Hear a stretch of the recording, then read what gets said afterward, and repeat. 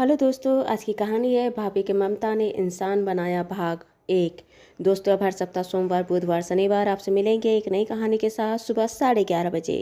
संगीता जी के घर में काफ़ी चहल पहल थी। सुबह से ही पड़ोसी के लोग आते और उनसे और संगीता जी के परिवार वालों से पूछते कि टीवी में कब प्रोग्राम आने वाला है, कब तक आएगा, आज ही आएगा ना, कल तो नहीं आएगा ना।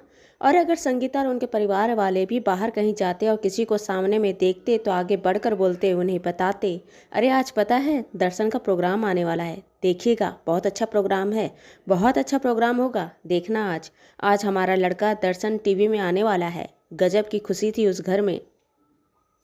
आज सही में बिना शादी के, बिना किसी त्यौहार का, बिना कोई उत्साह, बिना कोई कारण के उस घर में खुशियां ही खुशियां थी।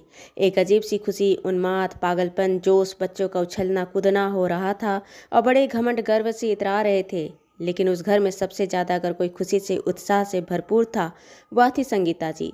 संगीता जी का देवर दर्शन आज बहुत बड़ा नाम बन गया था। देश विदेश में उसका नाम था, वह बहुत बड़ा आदमी बन गया था। रात के 8 बजे दर्शन का प्रोग्राम टीवी पर आया। गांव का ऐसा कोई घर नहीं था जहां पर दर्शन का प्रोग्राम को देखा नहीं जा रहा था। दर्शन का इंटरव्यू हो रहा था। इंटरव्यू करने वाले ने पूछा, और दर्शन जी आज कैसा लग रहा है? आज आपका नाम है दुनिया में, ऐसा कोई जगह नहीं है जहाँ पर आपको कोई जानता नहीं हो, पहचानता नहीं हो।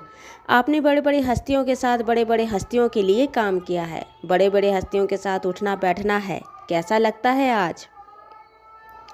कैसा लगता है एक छोटे से गांव से उठकर इतना बड़ा मुकाम हासिल करना? दर्शन जी बहुत ही प्यारी सी उन्माद मुस्कान और बड़ी सौम्यता के साथ कहे, बहुत अच्छा लगता है। कभी सपने में भी नहीं सोचा था कि यह मुकाम ज़िंदगी में कभी हासिल करूंगा, लेकिन यह ऊपर वाले की नेमत है और मेरे परिवार का प्यार आशीर्वाद है कि मैं इतना ऊपर आ पाया और यह मुकाम हासिल कर पाया। इंटरव्यू पूछने वाले ने फिर से पूछा कि दर्शन जी आप अपनी सफलता के पीछे सबसे बड़ा हाथ आप किसका मानते हैं? आपकी ज़िंदगी में कोई ऐसा इंसान है जिसे आप मानते हैं कि वह आपका सफलता का सबसे बड़ा कारक है? दर्शन जी थोड़ी देर के लिए चुप हुए और फिर बोले, हाँ, मेरी सफलता का सबसे बड़ा कारण एक इंसान है जो मेरे दिल के बहुत करीब है। मेरी आत्मा है और मेरी जान उसमें बसती है। वह मेरी भाभी माँ है, मेरी भाभी माँ संगीता। इतना कहना था कि उधर दर्शन की आंखों में नमी आ गई और इधर गांव में टीवी देख रही संगीता जी की आंखें गीली हो गई। उनकी आंखों से आंसू टपक पड़े। अपनी साड़ी के पल्लों को उठाकर अपनी आंखों को पोंछते हुए वह मुस्कुरा पड़ी।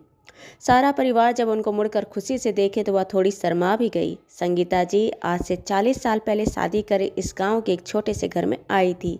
संगीता जी का परिवार बहुत बड़ा नहीं था तो बहुत छोटा भी नहीं था। संगीता जी के परिवार में थे संगीता जी के सास ससुर, संगीता जी के पति, संगीता जी का इकलौता देवर दर्शन और उसकी 2 प्यारी प्यारी नंदे।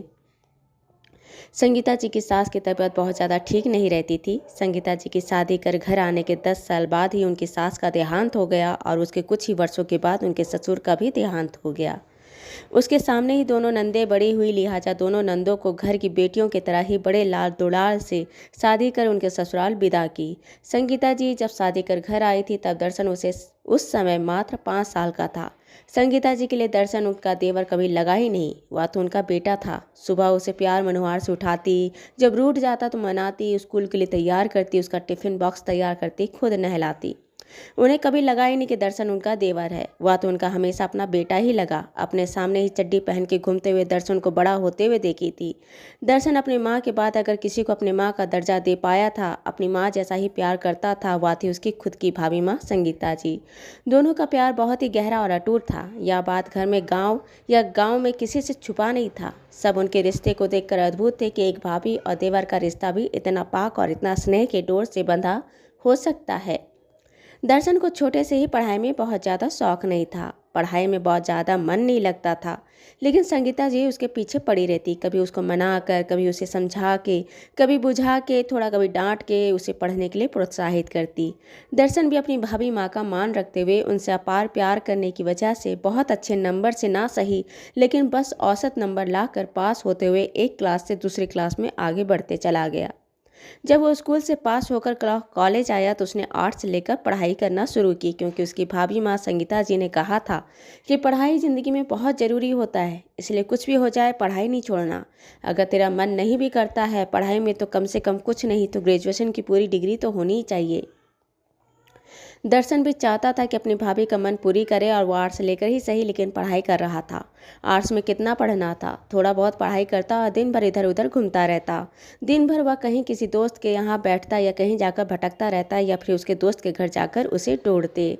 चल दर्शन, अरे यार चल यहाँ से, यहाँ चलते हैं। कोई किसी के घर में कुछ काम होता या किसी का दोस्त का कोई काम बिगड़ जाता या किसी या हॉस्पिटल या किसी सरकारी दफ्तर में काम होता तो अकेले जाने के बजाय किसी को साथ ले जाने के नाम में दर्शन को साथ में टांग के ले चलते कि हमारा मन बहला रहेगा।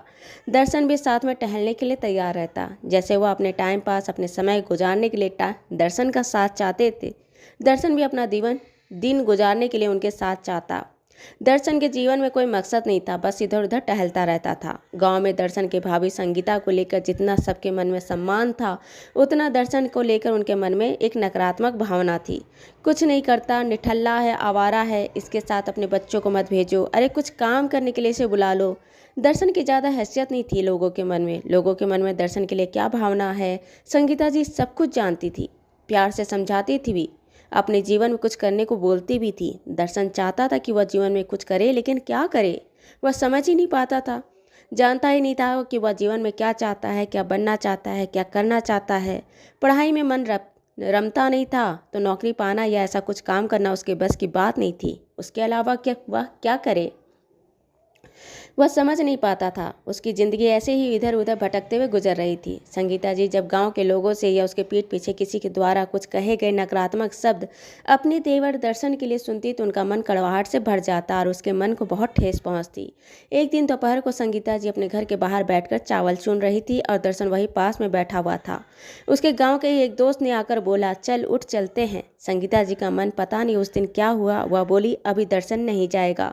गाँव के लड़के ने बोली, भाभी दर्शन कुछ काम कर रहा है क्या? संगीता जी कही, कुछ काम नहीं कर रहा है तो इसका मतलब है कि दिन भर आवारा की तरह घूमता रहे, घर में रह नहीं सकता क्या?